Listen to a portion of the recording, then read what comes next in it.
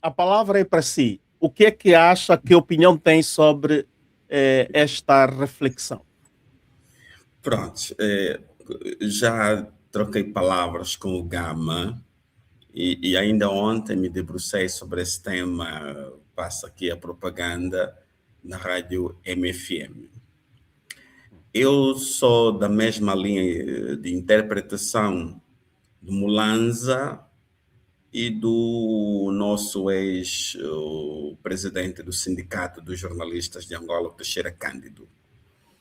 É que a interpretação das disposições constitucionais do artigo 132 relativos à substituição devem ser sempre feitas com remissão aos impedimentos previstos no número, deve ser a linha B do número 2 do artigo 110, que declara inelegibilidade para quem já tenha feito 2 mandatos na presidência da República. Ora, antes da lista plurinominal que os partidos políticos enviam ao Tribunal Constitucional ser aprovada por aquele tribunal, deve ser feita em antecipação a depuração, justamente para que o tribunal não permita que o número 2 da lista esteja incluído nos limites constitucionais em termos de mandatos. Há o princípio democrático da limitação dos mandatos para os cargos eletivos. É um exercício que tem de ser feito sempre. Portanto, eu digo que a interpretação da Constituição, ela não deve se cingir a uma única disposição isolada. Nós devemos analisar a Constituição no seu todo e encontrar aquelas normas que possam introduzir limites ou barreiras às outras normas. Se tivéssemos a falar de uma norma infraconstitucional, nós estaríamos a falar de uma antinomia, quando 2 normas sobre o que estão na mesma lei ou em leis diferentes, elas se anulam, elas se contradizem, elas chocam entre si.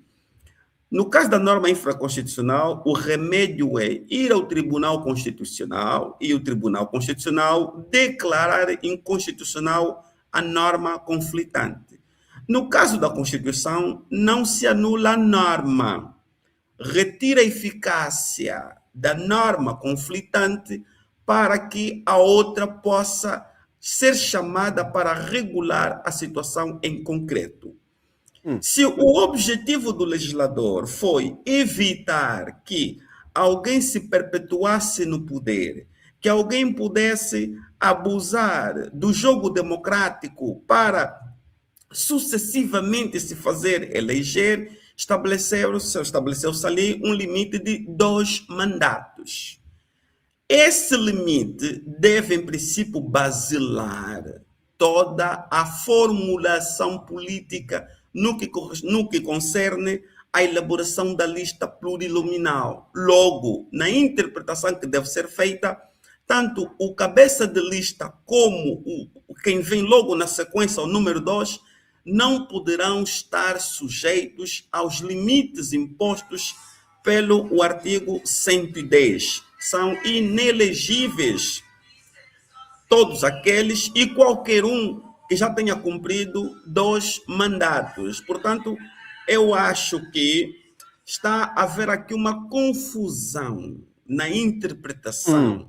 A interpretação ela deve obedecer a uma certa sistematização e sem esquecer o princípio da unicidade constitucional.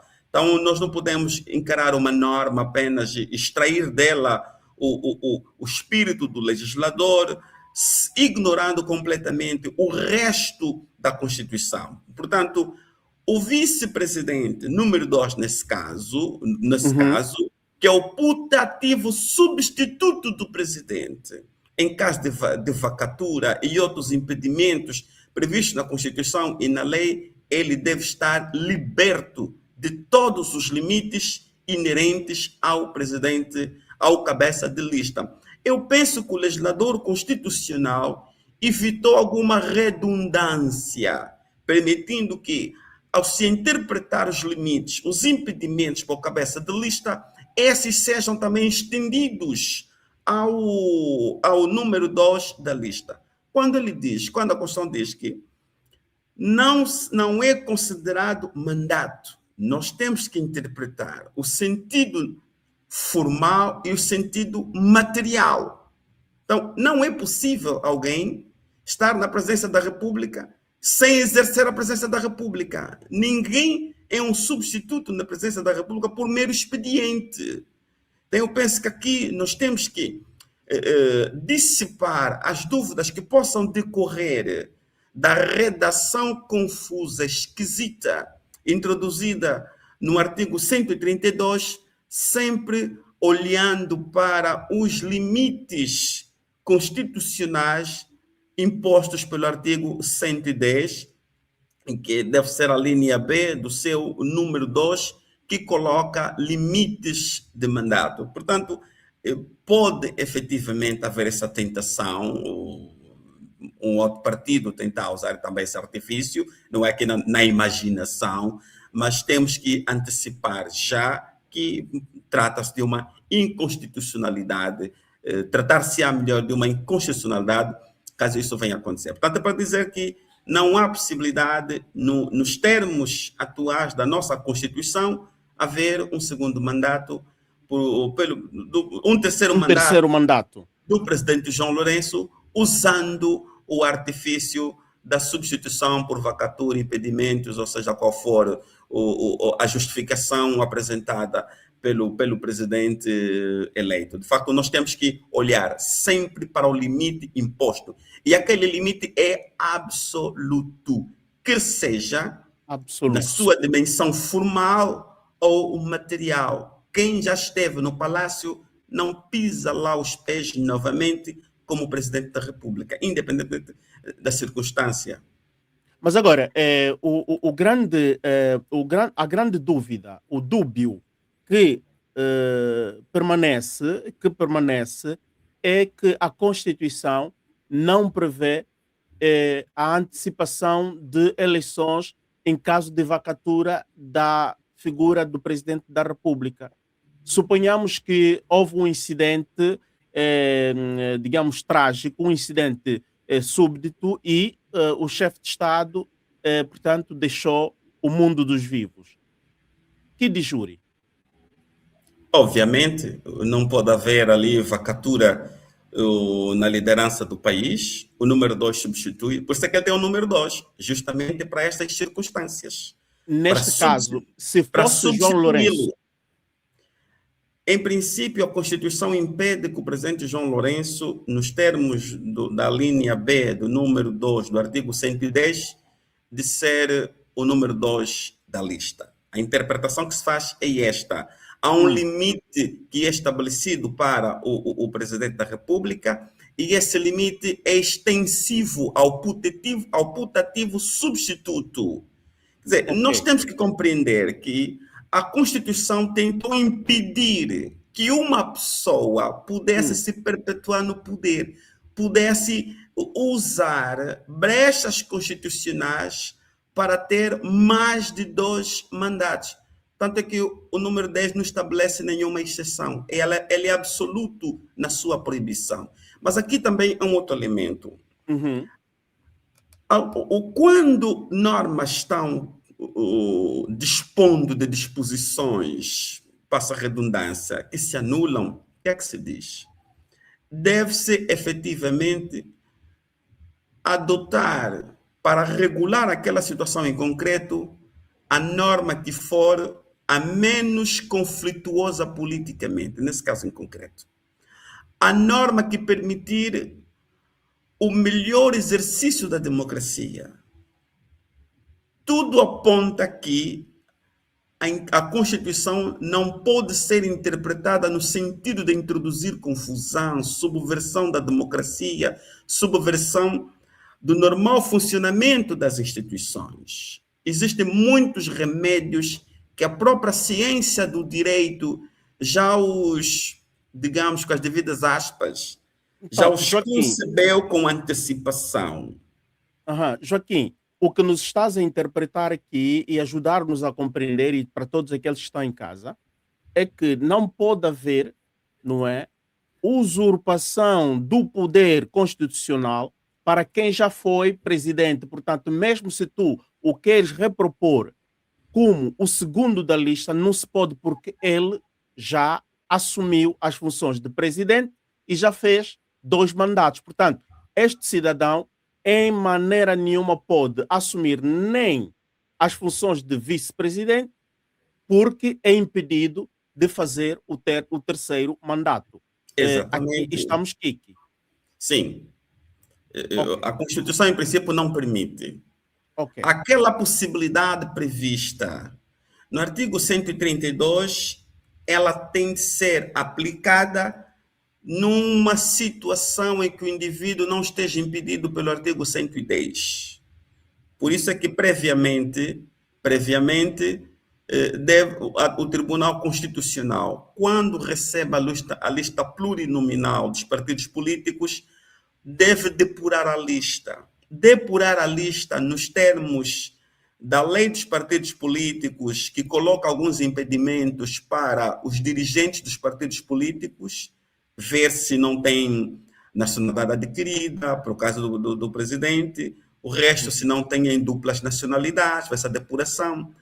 Se o número 1 e o número 2 não estão abrangidos no âmbito da linha B do número 2 do artigo 110, então o que acontece no Tribunal Constitucional não é um mero ato administrativo, é uma verdadeira verificação da conformação da constitucionalidade daquele ato jurídico, administrativo e político praticado pelo partido que envia efetivamente a sua relação plurinominal ao Tribunal Constitucional. Portanto, eu compreendo de facto esta inquietação, mas o método usado para interpretar, ele efetivamente pode reduzir efetivamente a amplitude da proibição prevista no artigo 110.